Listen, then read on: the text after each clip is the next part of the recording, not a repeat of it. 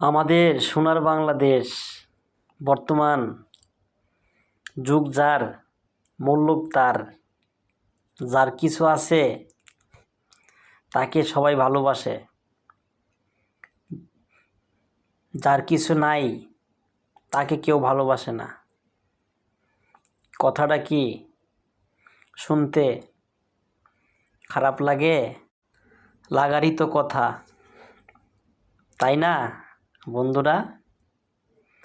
তাই ভাবলাম বর্তমান যুগের সাথে তাল মিলিয়ে চলতে হয়।